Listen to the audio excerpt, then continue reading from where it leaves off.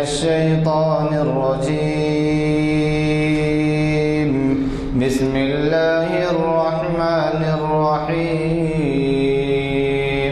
ولله ملك السماوات والأرض والله على كل شيء قدير إن في خلق السماوات والأرض واختلاف الليل والنهار لآيات لأولي الألباب الذين يذكرون الله قياما وقعودا وعلى جنوبهم ويتفكرون في خلق السماوات والأرض ربنا ما خلقت هذا باطلا سبحانك فقنا عذاب النار ربنا إنك من تدخل النار فقد أخزيته وما للظالمين من أنصار صدق الله العظيم. ابھی اعلان بھی کیا جا چکا ہے جماعت کے بعد کہ آج ہمارے درمیان آپ کے جانے پہچانے اسکالر جناب سید امتیاز الدین تشریف فرما ہیں اور وہ ہمیں آج شاید کافی گیپ کے بعد مخاطب کر رہے ہیں کیونکہ ان کی طبیعت ناساز تھی اور وہ سلسلہ ان کا رک گیا تھا خطابت کا. آج محفل اقبال شناسی کی 961ویں نشست جامع مسجد عالیہ گن فاؤنڈری کے کانفرنس ہال میں بعد نماز عصر بروز شہرشنبہ مطابق 14 نومبر 2018 مطابق 5 ربیع الاول 1440 ہجری منعقد ہو رہی ہے. حضرات آپ سب واقف ہیں کہ یہ مہینہ اقبال کی پیدائش کا مہینہ ہے اور اس لحاظ سے ساری دنیا میں ان کا یوم پیدائش منایا جاتا ہے. ہمارے یہاں بھی تعمیر ملت کی جانب سے اقبال شناسی کی جو محفل ہوتی ہے اقبال اکیڈمی کی اس میں بھی بڑے پیمانے پہ منایا گیا. چنانچہ آج مجھے اطلاع ملنے پر دیکھا میں آج ہندو اخبار میں رپورٹنگ بھی ہے علامہ اقبال کے تعلق سے افتخار صاحب کے جو ہندو کے ریپریزنٹیٹیو ہیں. حضرات جیسے جیسے دن گزرتے جا رہے ہیں اقبال کے کلام کی معنویت سامنے آ رہی ہے. وہ تو شروع سے ہی آغاز سے ہی یہ کیفیت تھی اور آپ سب واقف ہیں کہ شاید دنیا میں کسی کلام کا اتنے زمانوں میں ترجمہ نہیں ہوا ہو جتنا کہ اقبال کے کلام کا ترجمہ ہوا ہے. اور آج ہمیں بھی خوشی ہے کہ یہ 961ویں محفل ہے ہماری جو ہفتہ واری ہوتی ہے اور 961 کے معنی یہ ہوتے ہیں کہ ہر سال 45 نشستیں ہوتی ہیں اور 50-52 ہفتوں میں رمضان کے مہینے میں نہیں ہوتی یا کوئی بارش کرفیو یا کوئی تہوار آ جائے تو نہیں ہوتی ورنہ 45 تو پکے ہوتے ہیں تو 10 سال کے 450 ہوتے ہیں. تو اس طریقے سے آپ اندازہ لگائیے کہ 961ویں نشست ہے. بہرحال آپ لوگوں کا تعاون رہا اور ہم آج اس مقام پہ پہنچے کہ علامہ کا جب ساری دنیا میں دھوم ہے ان کے یوم پیدائش کے منانے کی تو ہم بھی یہاں پر ان کو خراج عقیدت پیش کرتے ہیں اور یہ تمنا رکھتے ہیں کہ ان کے اقبال کی معنویت کو عام طور پہ سمجھا جائے اور ہمارے بچوں میں اس کو عام کیا جائے اور جیسے کچھ بھی جو باتیں ہیں جیسے مثال کے طور پہ ہندوستان کا قومی ترانہ سارے جہاں سے اچھا ہندوستان ہمارا بھی شامل ہے. اور اسی طریقے سے تو جب خلا میں گیا تھا پہلا ہندوستانی راکیش شرما نام تھا اس کا گرامر اسکول کا اسٹوڈنٹ تھا تو اس سے پوچھا گیا اندرا گاندھی نے جو اپنے وقت کی پرائم منسٹر تھی پوچھا کہ ہمارا ہندوستان کیسا نظر آ رہا ہے خلا سے تو اس نے کہا سارے جہاں سے اچھا ہندوستان ہمارا. تو یہ جو ہے اقبال کے کلام کی معنویت ظاہر کرتا ہے کہ صدر ان کے کلام میں خزانے دفن علم و فن کے، اور پھر وہ اس کا تقاضا ہے کہ آپ ہم سب کچھ نہ کچھ اس سے استفادہ کریں۔ ویسے تو آج کا نوجوان کچھ سیکھتا نہیں، سنتا نہیں، سمجھتا نہیں، سوائے اس کے کہ کھیل کود، ٹی وی، کرکٹ وغیرہ۔ تو میں آج کے ہمارے مقرر صاحب کو دعوت خطاب دیتا ہوں۔ جناب سید امتیاز الدین صاحب ریٹائرڈ چیف انجینئر الیکٹریسٹی کے ہیں، اور وہ ہمارے ہاں ان محافل سے وابستہ ہیں جیسے دوسرے اسکالر۔ وہ بھی بہت بڑے اسکالر ہیں اقبالیات کے، اقبال اکیڈمی میں بھی ان کا مقام ہے، عہدے پر ہے وہ اقبال اکیڈمی میں، لہذا میں ان سے گزارش کرتا ہوں کہ شہ نشین پر تشریف لائیں اور ہمیں استفادے کا موقع دیں۔ الرجیم بسم اللہ الرحمن الرحیم۔ محترم سامعین، آج اقبال شناسی کی یہ محفل کئی اعتبار سے اہمیت کی حامل ہے۔ پہلی بات تو یہ ہے کہ جیسا کہ ابھی محترم غلام یزدانی صاحب نے فرمایا کہ یہ مہینہ اقبال کی ولادت کا مہینہ ہے، اور جو 11 نومبر کی تاریخ تھی وہ اقبال کا 141واں یوم پیدائش تھا، اور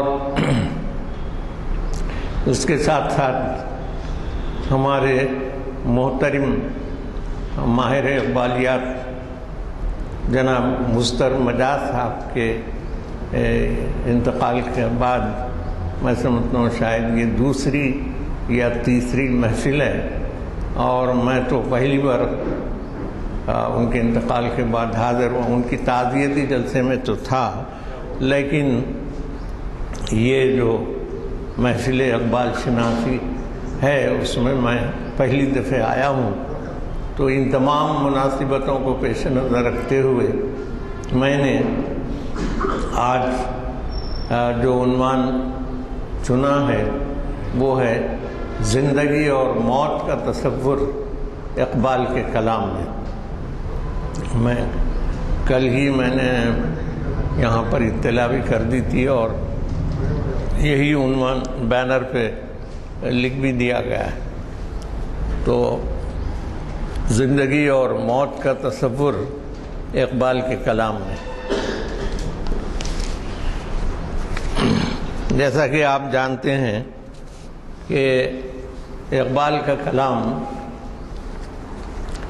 کافی منفرد ہے، یعنی جیسی غزل اقبال کی ہے ویسی غزلیں نہ ان سے پہلے لکھی گئیں نہ ان کے بعد۔ اسی طرح نظموں میں بھی جن موضوعات کو اقبال نے چنا ہے اظہار خیال کے لیے، ویسے عنوانات اور ویسے موضوعات اقبال سے پہلے بھی کسی نے نہیں چنے تھے، اور اقبال کے بعد بھی وہ بات پیدا نہیں ہوئی، اگرچہ کہ اقبال اپنے بعد کی آنے والی نسلوں کو اقبال کے کلام سے بہت کچھ فائدہ ہوا ہے، اور یہ نسلیں اقبال کو اور ان کے کلام کو نہایت احترام سے نہ صرف پڑھتی ہیں بلکہ ان سے استفادہ کرتے ہیں۔ اقبال حرکت و عمل کے شاعر،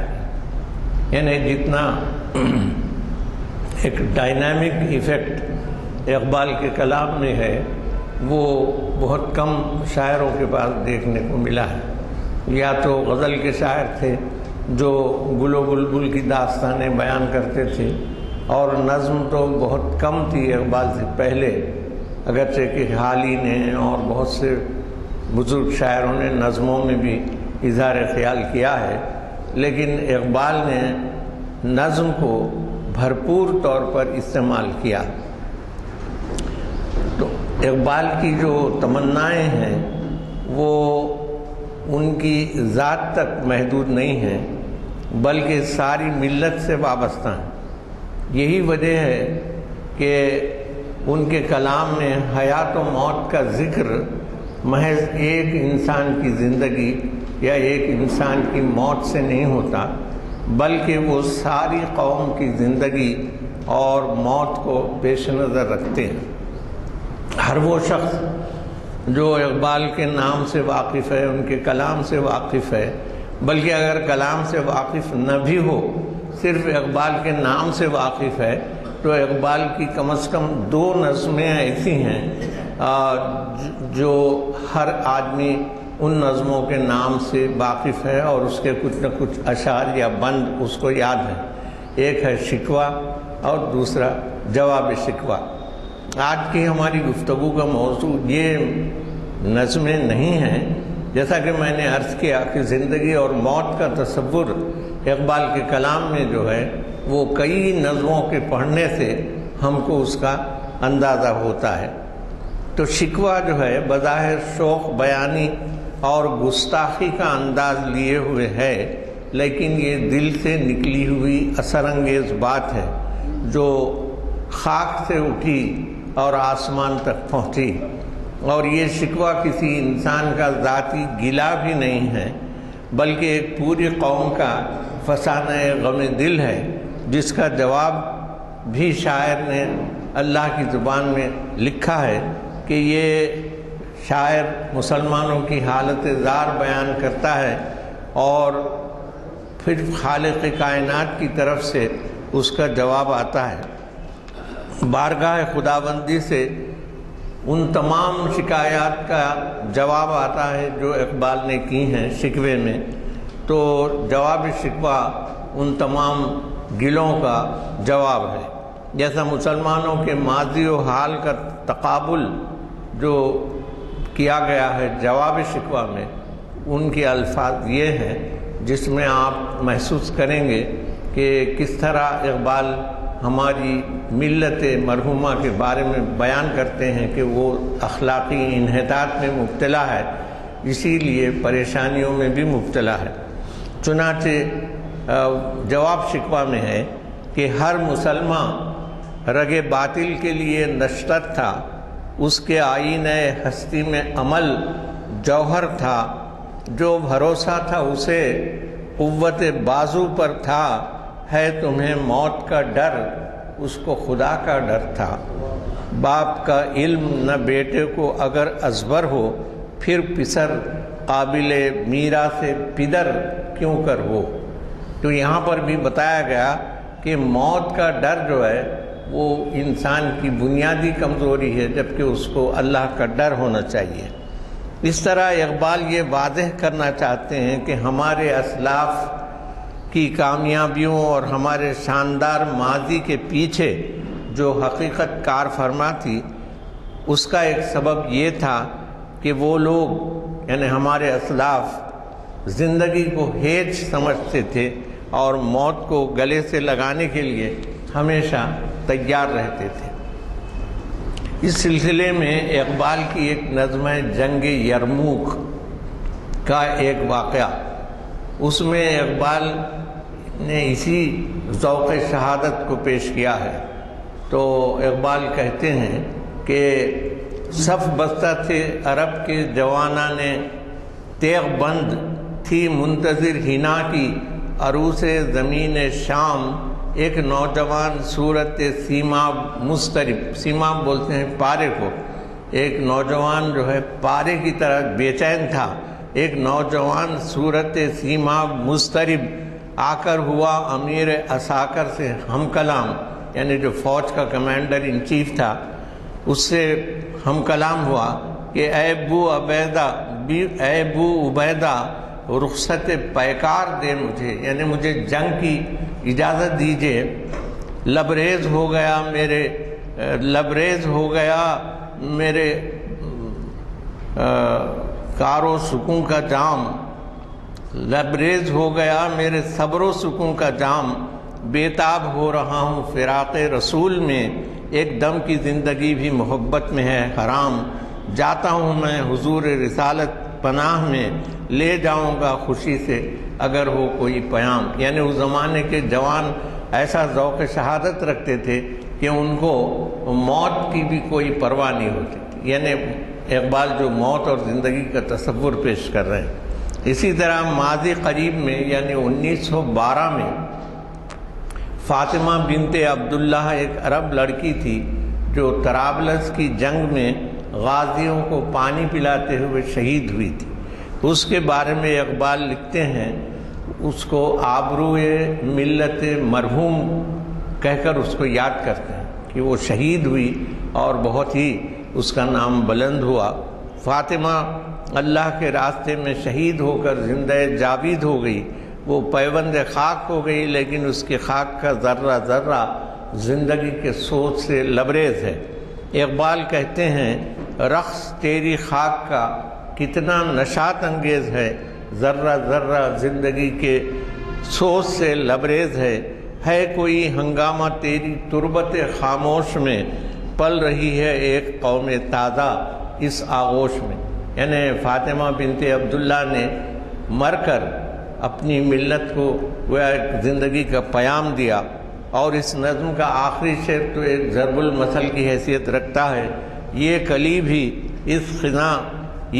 بھی اس گلستان خزاں منظر میں تھی، ایسی چنگاری بھی یارب اپنی خاکستر میں تھی۔ تو یعنی شہیدوں کا مرتبہ کتنا بلند ہوتا ہے، اور موت کی پرواہ بھی وہ نہیں کرتے، نہ اپنی زندگی کی پرواہ کرتے ہیں۔ اسی طرح اقبال کی ایک اور نظم ہے، اس کا عنوان ہے حضور رسالت مآب میں صلی اللہ علیہ وسلم۔ اس نظم میں اقبال طرابلس کے شہیدوں کو خراج عقیدت پیش کرتے ہیں کہ شہید کی موت نہیں ہوتی، بلکہ ایسی زندگی ہوتی ہے جس پر ہزاروں اموات نازاں ہوتی ہیں۔ چنانچہ اقبال حضور رسالت مآب میں عرض کرتے ہیں، حضور دہر میں آسودگی نہیں ملتی، دنیا میں کوئی سکون کی جگہ نہیں ہے، حضور دہر میں آسودگی نہیں ملتی، تلاش جس کی ہے وہ زندگی نہیں ملتی، ہزاروں لال و گل ہیں ریاض ہستی میں۔ ریاض بولتے ہیں باغ کو، کہ کئی لال و گل ہیں ہستی زندگی کے باغ میں، ہزاروں لال و گل ہیں ریاض ہستی میں، وفا کی جس میں ہو بو وہ کلی نہیں ملتی، مگر میں نظر کو ایک آبگینہ لایا ہوں، جو چیز اس میں ہے جنت میں بھی نہیں ملتی، جھلکتی ہے تیری امت کی آبرو اس میں، طرابلس کے شہیدوں کا ہے لہو اس میں۔ اقبال چاہتے ہیں کہ امت مسلمہ خواب گراں سے بیدار ہو اور دنیا تک اسلام کا پیام ابدی پہنچائے جو سرچشمہ حیات ہے۔ جب صبح ہوتی ہے تو خاموشی کا سکوت ٹوٹ جاتا ہے، ہر شے میں زندگی دوڑ جاتی ہے، پرندے چہچہا اٹھتے ہیں، پھول کھلتے ہیں، یہ سب زندگی کی علامتیں ہیں۔ سوئے ہوئے مسلمان کو بھی جاگ کر اپنی زندگی کا ثبوت دینا چاہیے۔ اب یہ زندگی کا ثبوت کس طرح ہو؟ تو اقبال کہتے ہیں کہ جس طرح سورج طلوع ہوتا ہے اور روشنی پھیلاتا ہے، مسلم کی زندگی اور بیداری کا ثبوت یہ ہے کہ وہ نور حق کو پھیلائے اور باطل کو دور کرے۔ آتی ہے مشرق سے جب ہنگامہ در دامن سحر، آتی ہے مشرق سے جب ہنگامہ در دامن سحر، منزل ہستی سے کر جاتی ہے خاموشی سفر، محفل قدرت کا آخر ٹوٹ جاتا ہے سکوت، دیتی ہے ہر چیز اپنی زندگانی کا ثبوت، چہچہاتے ہیں پرندے پاک پیغام حیات، باندھتے ہیں پھول بھی گلشن میں احرام حیات، مسلم خوابیدہ اٹھ ہنگامہ آرا تو بھی ہو، وہ چمک اٹھا افق گرم تقاضا تو بھی ہو۔ اس طرح گویا مسلمانوں کو بیداری کے ساتھ اپنی زندگی کا ثبوت دینے کے لیے اقبال جد و جہد کرتے ہیں۔ وسعت عالم میں رہ پیما ہو مثل آفتاب، دامن گردوں سے نا پیدا ہوں یہ داغ صحاب، کھینچ کر خنجر کرن کا پھر وہ سرگرم ستیز، ستیز مانے لڑائی، یعنی ایک بار پھر گویا کمر بستہ ہو، پھر سکھا تاریکی باطل کو آداب گریز، تو سراپا نور ہے خوشتر ہے عریانی تجھے، اور عریاں ہو کے لازم ہے خود افشانی تجھے۔ ہاں نمایاں ہو کہ برق دیدہ خفاش ہو، اے دل کون و مکان کے راز، اے دل کون و مکان کے راز مضمر فاش ہو۔ ایک حاجی مدینے کے راستے میں، یہ بھی اقبال کی ایک نظم ہے، تو اس میں اس کا جو بنیادی خیال ہے کہ ڈاکو آتے ہیں اور قافلے کو لوٹ لیتے ہیں، اور بہت لوگ جو یعنی مکے سے مدینے کو جا رہے ہیں تو وہ لوگ پریشان ہو کے پھر مکے کو لوٹ جاتے ہیں، لیکن اس میں ایک شخص ایسا ہے کہ وہ اس کو اپنے لیے بہت ہتک کی بات سمجھتا ہے کہ حضور صلی اللہ علیہ وسلم کی بارگاہ میں حاضری کے لیے نکلے اور پھر وہاں نہ جائے محض لوٹنے والوں یا ڈاکوؤں کے ڈر سے۔ چنانچہ اس بخاری نوجوان نے کس خوشی سے جان دی، یعنی اس کو بھی قافلے والے نے ڈاکو قتل کر دیتے ہیں، تو اقبال کہتے ہیں کہ اس بخاری نوجوان نے کس خوشی سے جان دی، موت کے زہراب میں پائی ہے اس نے زندگی، خوف کہتا ہے کہ یثرب کی طرف تنہا نہ چل۔ مدینے کا پرانا نام یثرب تھا۔ خوف کہتا ہے کہ یثرب کی طرف تنہا نہ چل، شوق کہتا ہے کہ تو مسلم ہے بے باکا نہ چل، بے زیارت سوئے بیت اللہ جاؤں گا، بے زیارت سوئے بیت اللہ پھر جاؤں گا کیا، عاشقوں کو روز محشر منہ نہ دکھلاؤں گا کیا، خوف جہاں رکھتا نہیں کچھ دشت پیمائے حجاز، ہجرت مدفون یثرب میں یہی مخفیوں ہے راز۔ عشق کو بھی اقبال زندگی کی علامت سمجھتے ہیں۔ ان کے کلام میں عشق اور عقل کا مکالمہ اکثر آتا ہے، جس میں عشق کو وہ بلند درجہ دیتے ہیں۔ عشق کو بھی اقبال زندگی سے تعبیر کرتے ہیں۔ عشق وہ جذبہ ہے جو انسان کے لیے قوت و حیات کی نشانی ہے۔ ان کی ایک نظم ہے عشق اور موت۔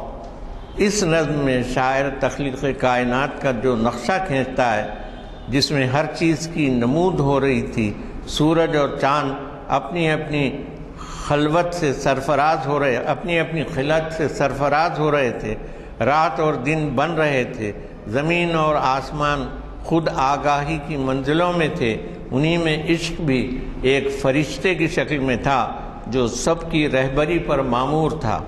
موت اور عشق کی ملاقات ہوتی ہے جس میں عشق موت پر غالب آ جاتا ہے، تو اقبال کہتے ہیں کہ فرشتہ تھا، ایک عشق تھا نام جس کا، کہ تھی رہبری اس کی سب کا سہارا، فرشتہ کے پتلا تھا بیتابیوں کا، ملک کا ملک اور پارے کا پارا، پے سیر فردوس کو جا رہا تھا، قضا سے ملا راہ میں وہ ہزارہ، یہ پوچھا تیرا نام کیا، کام کیا ہے، نہیں آنکھ کو دید تیری گوارا، ہوا سن کے گویا قضا کا فرشتہ، اجل ہوں میرا کام ہے آشکارا، اڑاتی ہوں میں رخت ہستی کے پرزے، بجھاتی ہوں میں زندگی کا شرارہ، تیری آنکھ میں جادوئے نیستی ہے، پیام فنا ہے اسی کا اشارہ، مگر ایک ہستی ہے دنیا میں ایسی، یعنی موت کہتی ہے،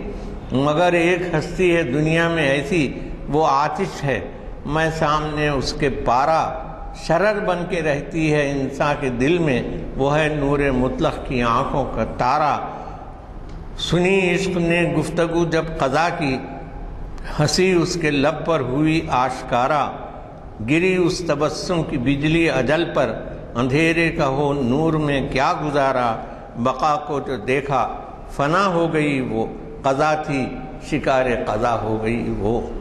اسی جذبہ عشق کو جو اقبال کے پاس قوت و حیات کا ترجمان ہے، زندگی کا سرچشمہ ہے، انہوں نے مسجد قرطبہ جو اسپین میں ہے اور جس کو یورپین لوگوں نے ویران کر دیا تھا، مسجد قرطبہ میں کیا چیز لافانی ہوتی ہے وہ بتاتے ہیں کہ آنی و فانی تمام معجزہ ہائے ہنر، کار جہاں بے ثبات، کار جہاں بے ثبات، اول و آخر فنا، باطن و ظاہر فنا، نقش کوہن ہو کے نو، منزل آخر فنا ہے، مگر اس نقش میں رنگ ثبات دوام، جس کو کیا ہو کسی مرد خدا نے تمام۔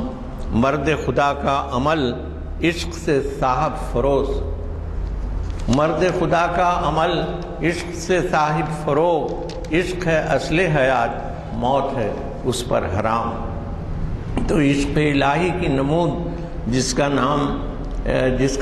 جس کام میں ہوتی ہے وہ زندہ رہتا ہے۔ اسی کو اقبال کہتے ہیں کہ اسی لیے آج بھی تباہ ہونے اور ویران ہونے کے باوجود مسجد قرطبہ اپنا خاص مقام رکھتی ہے، اور وہ اب اسلام کی شان و شوکت کا ایک نشان ہے، محض اس لیے کہ وہ عشق سے صاحب فروغ ہے۔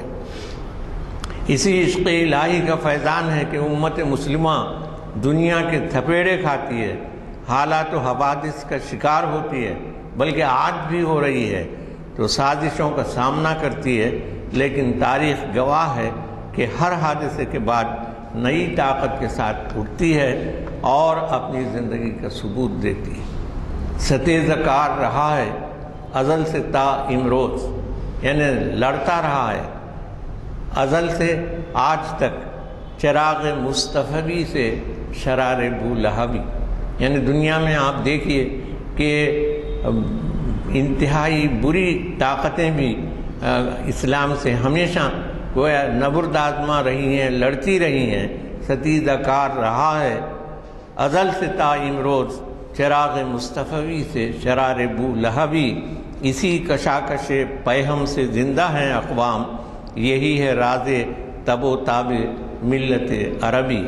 اقبال نے ایک نظم یہاں حیدرآباد میں بھی لکھی تھی، گورستان شاہی، گورستان یعنی قبرستان، کہ وہ گولکنڈے کے قبرستان گولکنڈہ دیکھنے گئے تھے رات میں، کوئی وزیر اعظم تھے اس وقت کے، اپنے ساتھ وہ لے گئے تھے، تو 1912 یا 13 کی بات ہے۔ تو گورستان شاہی میں انہوں نے یہاں کے بادشاہوں کو، قطب شاہی بادشاہوں کو خراج عقیدت پیش کیا۔ تو اس نظم میں موت کا برحق ہونا بھی بتلایا گیا ہے، اور اس کے ساتھ زندگی کا پیام بھی دیا گیا ہے۔ اقبال کا تصور موت و حیات اس میں موجود ہے۔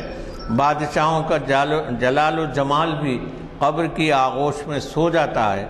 انسان کی زندگی اس پرندے کی طرح ہے جو شاخ پر بیٹھ کر کچھ دیر چہچہاتا ہے اور پھر اڑ جاتا ہے۔ افراد کی طرح قوموں کی زندگی کا بھی کوئی اعتبار نہیں ہوتا، لیکن جب دلوں میں ملت کا غم تازہ رہتا ہے اور ہم اپنے اسلاف کے مقبروں کو دیکھتے ہیں اور ان کے کارناموں کو یاد کرتے ہیں، تو ہم کو موت کی داستان میں زندگی کی تڑپ چھپی ہوئی معلوم ہوتی ہے، اور ہمارے اندر نیا ولولہ اور نئی تڑپ محسوس ہوتی ہے۔ اسی نظم گورستان شاہی جو حیدرآباد میں لکھی گئی گولکنڈہ فورٹ کے بارے میں، خود خوابگاہ شاہوں کی ہے یہ منزل حسرت فضا، دیدہ عبرت خراج اشک گلگوں کر ادا، سوتے ہیں خاموش آبادی کے ہنگامے سے دور، مضطرب رکھتی تھی جن کو آرزوئے ناصبور، قبر کی ظلمت میں ہے ان آفتابوں کی چمک، جن کے دروازوں پہ رہتا تھا جبیں گستر فلک، بادشاہوں کی بھی کشت عمر کا حاصل ہے گور، یعنی بادشاہوں کو بھی مرنا ہے۔ جادہ عظمت کی گویا آخری منزل ہے گور، زندگی انسان کی ہے مانند مرغ خوشنوا، شاخ پر بیٹھا کوئی دم چہچہایا اڑ گیا، زندگی اقوام کی بھی ہے یوں ہی بے اعتبار، رنگ ہائے رفتہ کی تصویر ہے ان کی بہار، آہ مسلم بھی زمانے سے یوں ہی رخصت ہوا، آسماں سے ابر آزاری اٹھا برسا گیا۔ اس کے بعد شاعر کہتا ہے کہ قانون قدرت یہ ہے کہ ہر خزاں کے بعد بہار ہے۔ اگر آج بھی ہمارے دل میں غم ملت تازہ رہے اور ہم اپنی عظمت رفتہ سے آگاہ ہوں تو اپنے فرض منصبی کو بھول نہیں سکتے، اور اسی سے ہم کو حیات نو کا پیام ملتا ہے۔ زندگی سے یہ پرانا خاکداں معمور ہے، موت میں بھی زندگانی کی تڑپ مستور ہے، پتیاں پھولوں کی گرتی ہیں خزاں میں اس طرح، دست طفل خفتہ سے رنگین کھلونے جس طرح. یعنی کوئی بچہ سونے سے پہلے کوئی کھلونا ہاتھ میں لیتا ہے اور اسی حال میں سو جاتا ہے تو نیند کی حالت میں کھلونا گر جاتا ہے. تو اس نشاط آباد میں گو عیش بے اندازہ ہے. ایک غم یعنی غم ملت ہمیشہ تازہ ہے. دہر کو دیتے ہیں موتی دیدے گریاں کے ہم، آخری بادل ہیں گزرے ہوئے طوفاں کے ہم. ہیں ابھی سدھا گوہر اس ابر کی آغوش میں، برق ابھی باقی ہے اس کے سینہ خاموش میں. وادی گل خاک کے صحرا کو بنا سکتا ہے یہ، خواب سے امید دہقاں کو جگا سکتا ہے یہ. ہو چکا وہ قوم کی شان جلالی کا ظہور، ہے مگر باقی ابھی شان جمالی کا ظہور. ایک اور جگہ اقبال کہتے ہیں کہ نشاں یہی ہے زمانے میں زندہ قوموں کا کہ صبح و شام بدلتی ہیں ان کی تقدیریں. اقبال موت میں زندگی کی جلوہ سامانی کو دیکھتے ہیں، اور جب سورج طلوع ہوتا ہے تو لاکھوں ستارے آسمان سے غائب ہو جاتے ہیں، اور جب کلی کلی نہیں رہتی اور وہ پھول بن جاتی ہے.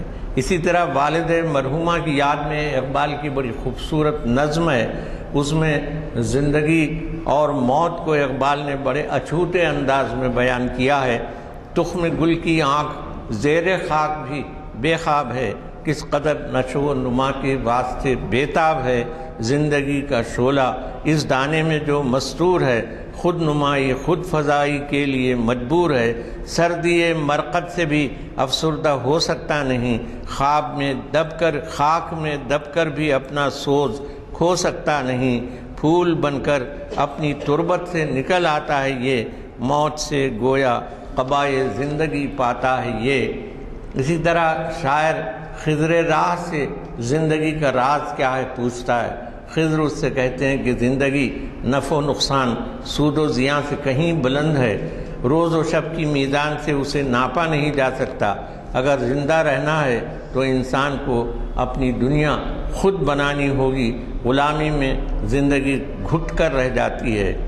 آزادی کی فضا میں زندگی ایک ایسا سمندر بن جاتی ہے جس کا کوئی کنارہ نہیں ہے.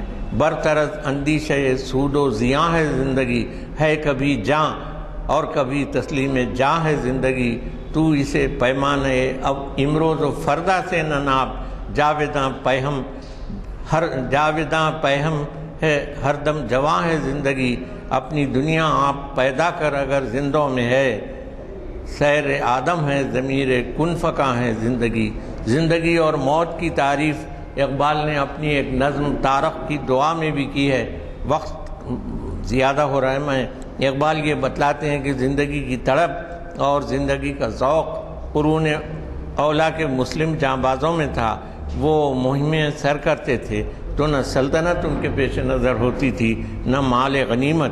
یہ صحرا نشین وہ یکتائے روزگار تھے کہ ان کی زندگی ایسی تھی کہ خود زندگی کو ان پر ناز تھا. وہ موت کو اپنے لیے ہلاکت نہیں سمجھتے تھے بلکہ بقائے دوام کا ذریعہ سمجھتے تھے. طلب جس کی صدیوں سے تھی زندگی کو، وہ سوز اس نے پایا انہی کے جگر میں. کشادے درے دل سمجھتے ہیں اس کو، ہلاکت نہیں موت ان کی نظر میں.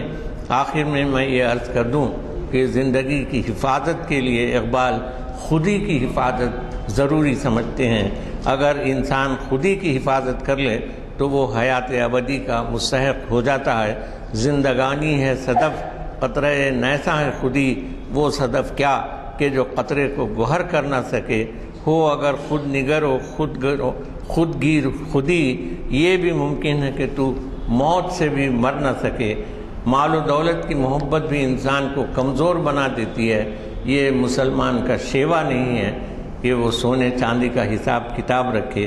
مرد درویش کا سرمایہ ہے آزادی و مرگ، ہے کسی اور کی خاطر یہ نصاب زر و سیم. اور اقبال کی ایک چھوٹی سی نظم ہے کنارے راوی، تو اس میں اقبال کہتے ہیں کہ رواں ہے سینہ دریا پہ ایک سفینہ تیز، ہوا ہے موت سے ملاح جس کا گرم ستیز. سبک روی میں ہے مثل نگاہ یہ کشتی، نکل کے حلقے حد نظر سے دور گئی، جہاز زندگی یہ آدمی رواں ہے یوہی، ابد کے بحر میں پیدا یوہی نہاں ہے کوئی، شکست سے یہ کبھی آشنا نہیں ہوتا۔ یعنی موت کے بارے میں کہتے ہیں انسان کی کہ شکست سے یہ کبھی آشنا نہیں ہوتا، نظر سے چھپتا ہے لیکن فنا نہیں ہوتا۔ غرض اقبال کے نزدیک موت ایک عارضی حادثہ ہے جس کی دہلیز سے گزر کر ہم زندگی کی دوسری منزل پر قدم رکھتے ہیں۔ جب تک انسان پیدا نہیں ہوتا اس کا کوئی وجود نہیں ہوتا، لیکن جب پیدا ہوتا ہے تو پھر اس کو فنا نہیں۔ یہ دنیا اس کا نشیمن خاکی ہے، لیکن اس نشیمن خاکی سے اس کو عالم آخرت کی طرف سفر کرنا ہے اور ابد الآباد کی زندگی جینا ہے۔ اقبال کہتے ہیں وہ فرائض کا تسلسل نام ہے جس کا حیات، جلوہ گاہیں اس کی ہیں لاکھوں جہاں بے ثبات، مختلف ہر منزل ہستی کی رسم و راہ ہے، آخرت بھی زندگی کی ایک جولاں گاہ ہے۔ اور جیسا غزل میں بھی اقبال کہتے ہیں کہ ستاروں سے آگے جہاں اور بھی ہیں، ابھی عشق کے امتحان اور بھی ہیں۔ غرض زندگی کا یہ سفر موت پر ختم نہیں ہوتا، بلکہ جو مرد مومن اللہ کے احکامات مان کر چلتا ہے اللہ اس سے راضی ہو جاتا ہے اور اسے حیات ابدی کے ٹھکانے یعنی جنت کی دعوت دیتا ہے۔ اسی لیے یعنی آخری جو آیات ہیں سورہ فجر کی،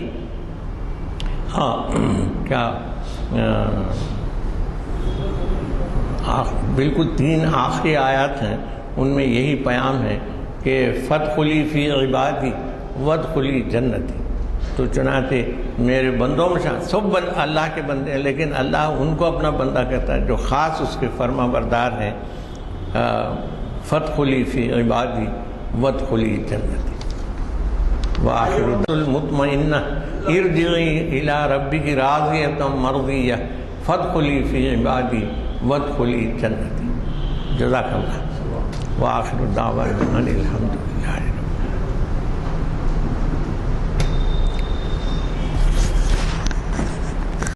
ایسی محفل میں جس میں قرآن حدیث کے حوالے سے اتنی باتیں کہی گئی ہیں، اللہ میں عمل کی توفیق دے۔ حضرات، یہ محافل کی کامیابی کا سہرا آپ حضرات کا سر ہے، اس وجہ سے کہ آپ کا تعاون نہ ہو تو یہ محافل چل نہیں پاتے۔ ان محافل کا تذکرہ یوں بھی ہوتا ہے کہ یہاں پہ بیرون ملک سے کوئی صاحب آئے اور انہوں نے کہا کہ صاحب یہ تو ہم اب ان کا بیان ہے کہ اتنی پابندی سے پاکستان میں بھی اخبار پہ محافل دی ہوئی ہے۔ ایک صاحب یہاں کے مقرر ہیں شیخ ایاز صاحب، وہ کشمیر کا دورہ کر کے آئے، انہوں نے کہا کہ کشمیر میں جو اقبال شناسی ہے وہ شاید پاکستان میں بھی نہیں ہے، اتنے زیادہ وہاں پہ کشمیر میں شاید وہ کوئی مدرسہ ایسا نہیں ہے جس میں کہ اقبال کے کلام سے جن کا آغاز ہوتا ہو تعلیمی ادارے میں۔ بہرحال اللہ کا شکر ہے کہ آپ حضرات کے تعاون کی وجہ سے ہمارا یہ سلسلہ چل رہا ہے، اس کو جاری رکھیے اور کوشش کیجیے کہ نوجوانوں کو جو ہے اس میں۔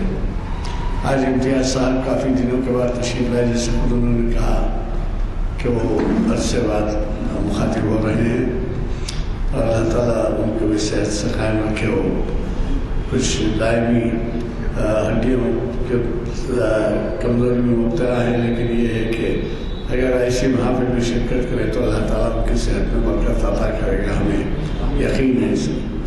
تو کیونکہ آپ کو تو معلوم ہے گنے چنے چند حضرات رہ گئے ہیں جو اقبال کے کلام سے دلچسپی رکھتے ہیں، اور یہ کہا جا سکتا ہے کہ انہوں نے اس سے کافی استفادہ کیا ہے اور کام کیا ہے اس کے اوپر۔ اب مثلا امتیاز صاحب کے کبھی مضامین اخبارات میں بھی چھپتے ہیں، رسالوں میں چھپتے ہیں، اور ویسے خود وہ امتیاز صاحب وہاں پر اقبال اکیڈمی کے ایک ایکٹیو عہدے سنبھالے ہوئے ہیں، اور ان کے جو بھی آرٹیکلز ہوتے ہیں وہ بین الاقوامی طور پر پڑھے جاتے ہیں، کیونکہ وہ ایسے میگزینس میں چھپتے ہیں جن کی پہنچ دنیا کے تقریباً ہر کونے میں ہوتی ہے۔ مجھے کبھی توقع ہے کہ آپ اپنا سلسلہ جاری رکھیں گے، مجھے یہ گزارش کرنی ہے کہ ہمارے اگلے ہفتے کے اعلامیہ آ گئے ہیں. یہ ہمارا 735واں اعلامیہ تھا. اب اس کے بعد کا جو اعلامیہ ہے وہ چھپ کے آ گیا ہے. مجھے کبھی توقع ہے کہ آپ یہ اعلامیہ کو اپنے ساتھ لیتے جائیں گے. نہ صرف اپنی مسجد میں لگائیں گے بلکہ اپنے حلقے میں جہاں جہاں بھی ہو سکتا ہے دیں گے, اور جو مدرسوں کو بھی بھیج سکتے ہیں دیں گے, اور ان کو ترغیب دیں گے کہ وہ دیکھیں اتنی سہولت کا وقت رکھا گیا ہے کہ عصر کے بعد اور مغرب تک. اگر مغرب سے پہلے بھی آپ اٹھ کے جانا چاہیں تو جا سکتے ہیں, کیونکہ ایک 10-15 منٹ پہلے ہی ختم کر دی جاتی ہے محفل. تو یہ یاد رکھنے میں بھی سہولت ہے. ہفتہ پیر شاہ صبح یعنی آلٹرنیٹ ڈے. ہفتے کے دن ایک محفل, پیر کے دن ایک محفل, چاشمے. ہفتے کے دن شریعت انفارمیشن, تاریخ اسلام, اور پیر کے دن شریعت انفارمیشن, اور چاشمے کو بادشاہ. کوشش کیجیے کہ وقت یہیں پہ کچھ گزاریں اور ایسے دین کی باتیں جس کو ہم پڑھنے کے لیے اور دیکھنے کے لیے سننے کے لیے موقع نہیں ملتا یہاں حاضر ہیں. تو آئندہ پرچہ آپ کو بتا دے گا پروگرام کیا ہے, لیتے جائیے, ایک سے زائد لے جائیے. اور آپ خود ہی ایک تبلیغ ہے یہ سب دین کی باتیں ہوتی ہیں, اس لیے اس کو لوگ گھر بار چھوڑ کے تبلیغ میں نکل جاتے ہیں. آپ کم از کم اتنا کیجیے کہ ہمارا پیام اپنے اپنے محلے کی مسجد میں لگائیں گے. میں دعا کی گزارش کرتا ہوں.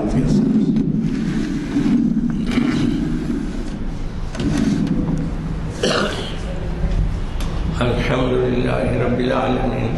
اللہم صلی علی سیدنا و مولانا محمد وعلی آل سیدنا و مولانا محمد بارک وسلم. ربنا آتنا فی الدنیا حسنۃ وفی الآخرۃ حسنۃ وقنا عذاب النار. ربنا اغفر لی ولوالدی وللمؤمنین یوم یقوم الحساب. وصلی اللہ تعالی علی خیر خلقہ سیدنا و مولانا شفیعنا و نبینا و حبیبنا محمد وآلہ و اصحابہ و ازواجہ و ذریاتہ و اہل بیتہ اجمعین وسلم تسلیما کثیرا کثیرا. سبحان ربک رب العزۃ عما یصفون وسلام علی المرسلین والحمد للہ رب العالمین.